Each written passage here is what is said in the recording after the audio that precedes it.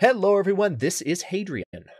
Hi, folks. I'm Mal. Thanks so much for being here. Let's play some more Master of Orion in our Brains and Brawn series. Brawn. Or, as one commenter very aptly referred to the series as of the last episode, "Hello, darkness, my old friend." Oh man, it was like I think I responded to it too. It's like best comment ever. That was it. The perfect summary, because this is our third bromance series in which I confess, it's been me. I'm usually the aggressive forward settler, like, oh yeah, I'm going to make a strong strategic, I'm going to roll the hard 6 and see what happens. And then the series goes horribly south, and then we somehow either pull it out or the game stops us in some other way. Before we jump in and continue with the series, Mal and I wanted to pause for a second because, after all, Master of Orion has just come out. A lot of you that are watching the series, and thank you, by the way, for watching and for your comments on both channels. We really appreciate you both, or appreciate all of you for watching them both. Because it has just come out, though, and everyone's trying to find out about the game, we thought it would be good to share some of our thoughts on the current state of the AI. And this game is a great example because, I mean, right now, at the end of the last episode, we had the Alkari. It's just a fleet of frigates, so theoretically, I mean, I don't think these frigates have bombs on them. I don't think they can attack my planets, but they have just cruised in with 11 frigates and are currently, with no provocation whatsoever, the Alkari are way down here. Way down here.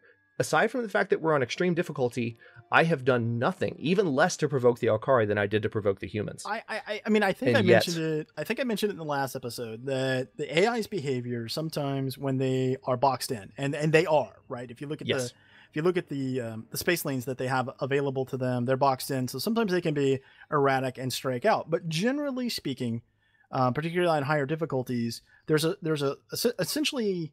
It's like the rule of 2, right? Kind of like in Star Wars, you've got the master and the student. It's the same thing here. It's the rule of 2. If you're 2 systems away where you have activity, be it creating a colony or parking ships or what have you, generally speaking, that means that the AI will leave you alone. And you've got 3 system gap between you and them. And I don't know if they saw the colony ship going to Hayek as an act of aggression, maybe, but still, I mean, there's plenty of space between the two of you. So the only other thing that I can think of for the AI, again, is that they feel boxed in, so they're going to come out swinging. However, right. didn't you say you had positive like traits and disposition with them? Yes, I was actually just pointing to that on the screen. I'll go back to it while you were talking, just so people could see. My disposition with them is calm, which is leaning green, of course. The only 2 actual diplomatic factors I have in play are both positive, and that's that I signed a trade treaty with them recently and opened an embassy in their territory recently. So it just doesn't...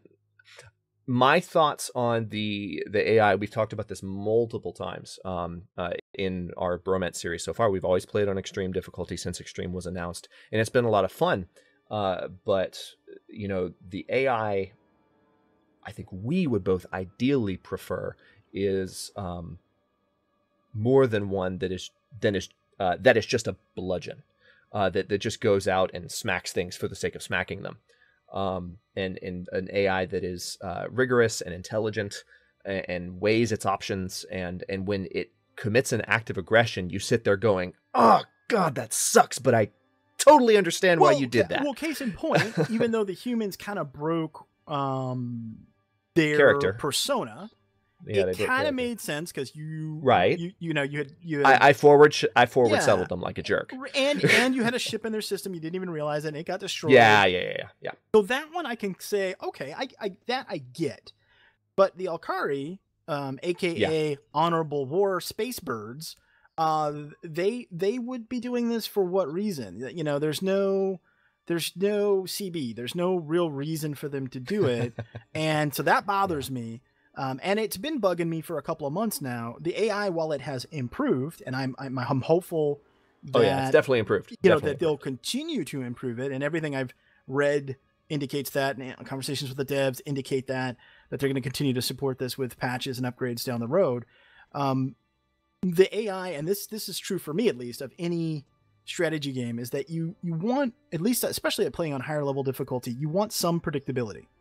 Yes, right. If they're sneaky and they throw you a curveball, that's fine because it keeps the game interesting, but you don't want them to completely break it's almost like their logic is broken because they're either they have personas and they have aggression standards based on that, which is my understanding that they do, or they don't.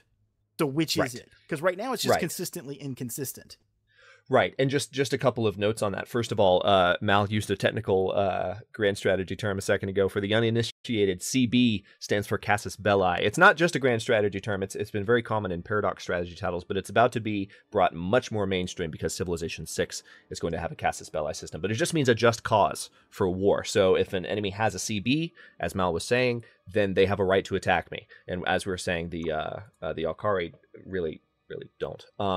But the other thing I will say is that we're not just having this discussion based on this series alone. Obviously, we've talked about past series, but just today I was tweeting about some stuff.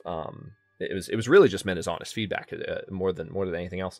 But there was also a game I was playing solo the other night, more of a empire building type of mode. I wasn't even playing on the highest difficulty, and an empire literally across the galaxy from me was similarly very suddenly aggressive when I had an even more positive disposition with them.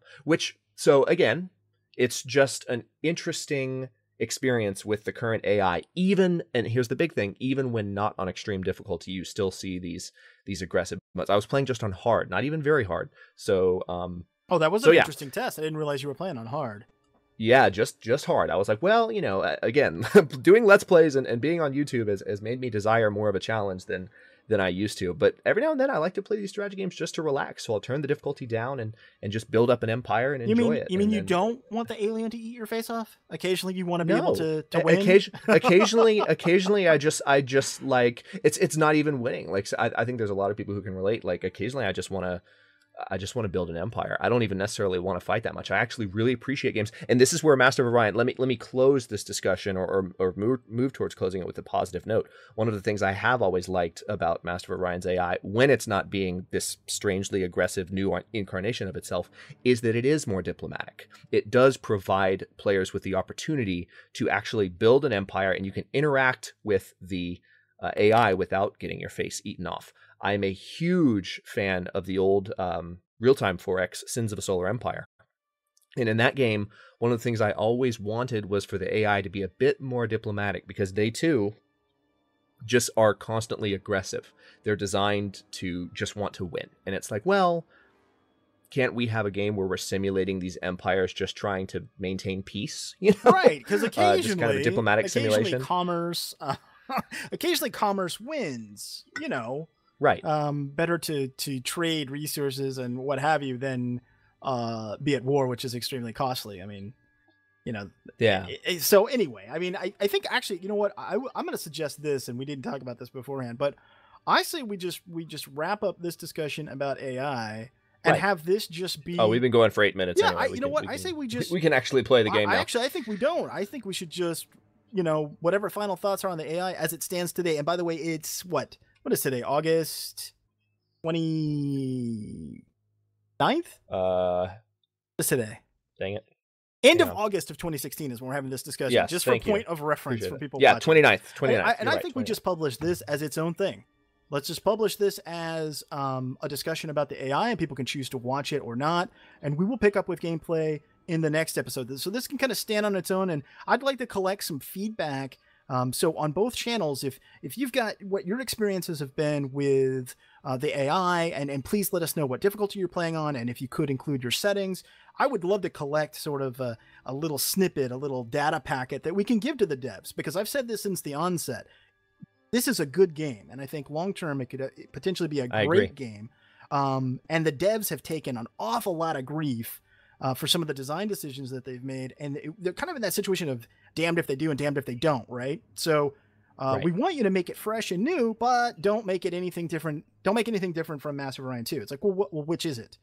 So I think it behooves all of us that enjoy this game, so all of us that are playing it, watching it, what have you, to provide that feedback. Right. Thoroughly agree. So are we cool with that then? Does that sound reasonable?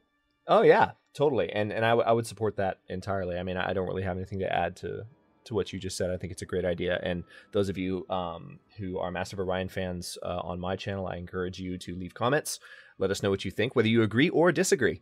Because again, if the developers see this video, which we're fairly certain they will, then they can take into account not only what we have to say, but what you have to say, because it is an important discussion, and it's one I'm sure they're having internally. And so as many voices as can contribute constructively to this debate as possible, the better. Oh, I like the emphasis on constructively. I appreciate that, Hadrian. Oh yeah. Oh no. I mean, that's my thing. Like I am so tired of the internet's BS. So, constructive, channel operation and feedback is what I'm all about. So yes, by all means, let us know what your thoughts are.